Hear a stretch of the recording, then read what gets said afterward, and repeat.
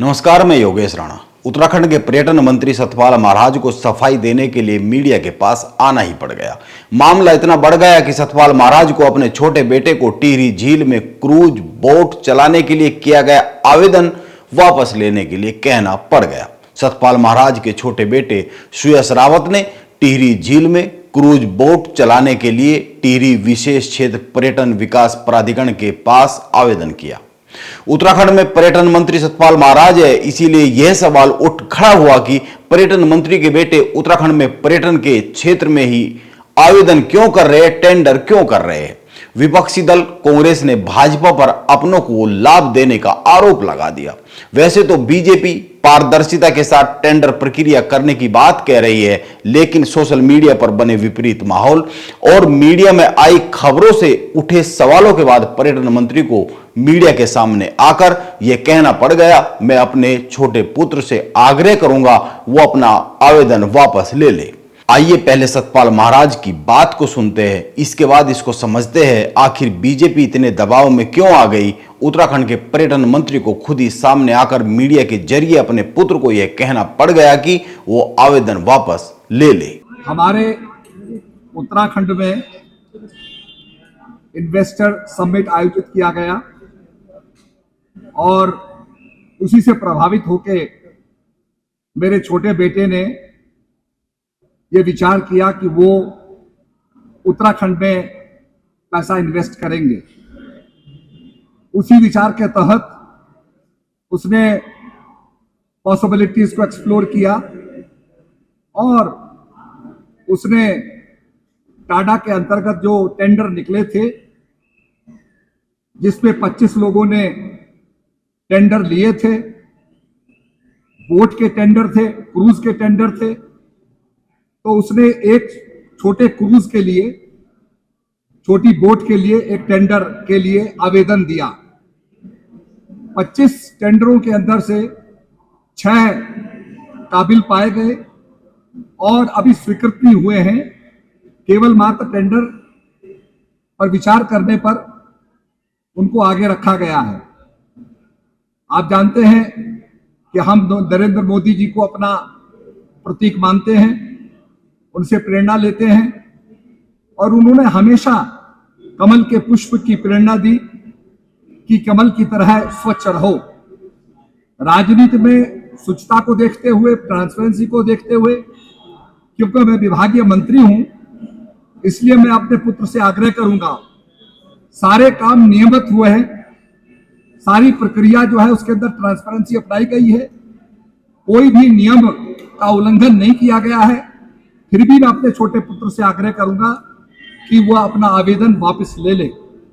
यही मैं आपसे कहना चाहता हूं और निश्चित रूप में मैं चाहूंगा कि आने वाले समय में हमारे उत्तराखंड के लोग उत्तराखंड में इन्वेस्ट करें और किसी प्रकार से भ्रामक प्रचार न किया जाए और जो हमारे प्रधानमंत्री ने प्रेरणा दी है उसी प्रेरणा के तहत कमल की तरह पारदर्शिता रखते हुए, ताकि कोई व्यक्ति हम पर उंगली ना उठाए, इशारा ना करे, ये देखते हुए मैं अपने छोटे पुत्र से अपना जो उसका आवेदन है वो वापस लेने के लिए मैं आग्रह करूंगा। धन्यवाद। सतपाल महाराज को सफाई देने के लिए और अपने पुत्र को टेंडर वापस लेने के लिए इसलिए सामने आकर कहना पड़ गया क्योंकि यह मुद्दा पूरी तरीके से स्थानीय युवाओं के रोजगार से जुड़ गया था। नैरेटिव यह बन रहा था बीजेपी के मंत्री स्थानीय युवाओं का रोजगार छीनकर अपनों को लाभ पहुंचा रहे हैं। इस तरह के आरोप कांग्रेस ने उठाए, इस तरह के सवाल कांग्रेस ने लगाए और सोशल मीडिया पर भी इस तरह की चर्चा होने लगी। इस वक्त उत्तराखंड में बेरोजगारी पर चारों ओर चर्चा हो रही है। चर्चा यह भी हो रही है उत्तराखंड में स्थानीय युवाओं को रोजगार नहीं मिल रहा है। इस तरह के वीडियो सोशल मीडिया पर आए दिन आते रहते हैं। आप याद कीजिए, सतपाल महाराज ने पिछले साल मीडिया को बताया था टिहरी झील विकास परियोजना पर 7,708 करोड़ रुपए खर्च किए जाएंगे। टिहरी झील में पर्यटकों को आकर्षित करने के लिए बहुत से काम किए जाएंगे और बहुत से काम किए जा रहे हैं। पर्यटन मंत्री सतपाल महाराज ने यह भी कहा था टिहरी झील में पर्यटन को बढ़ावा देने से स्थानीय युवाओं को रोजगार मिलेगा। अब जब सतपाल महाराज के बेटे ने टिहरी झील में क्रूज बोट चलाने का आवेदन किया तो सवाल यह उठ खड़ा हुआ, वो देहरादून में रहते हैं, टिहरी झील में स्थानीय युवाओं को ही रोजगार के अवसर दिए जाने चाहिए। कांग्रेस ने यह आरोप लगा दिया कि बीजेपी के मंत्री अपनों को लाभ देना चाह रहे हैं।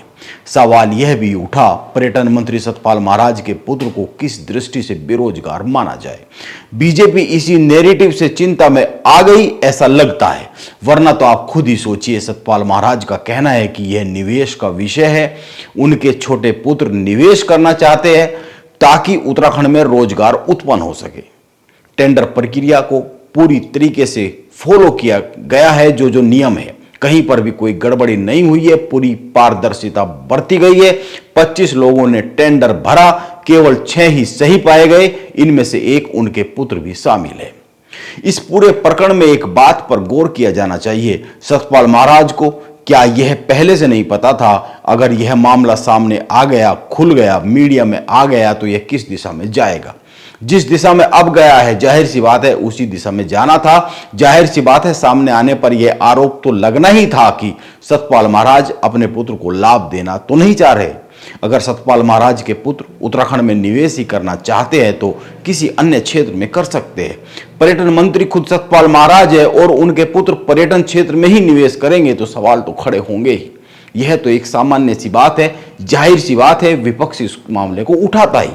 आजकल पूरा मामला परसेप्शन आधारित माहौल पर चलता है, राजनीति पूरी नैरेटिव पर चलती है और सतपाल महाराज के पुत्र के टिहरी झील में बोट चलाने के टेंडर डालने से परसेप्शन यह बन गया बीजेपी के मंत्री अपनों को लाभ पहुंचाना चाहते हैं। कांग्रेस ने इसको मुद्दा बना दिया और स्थानीय युवाओं के रोजगार को हड़पना चाहते हैं।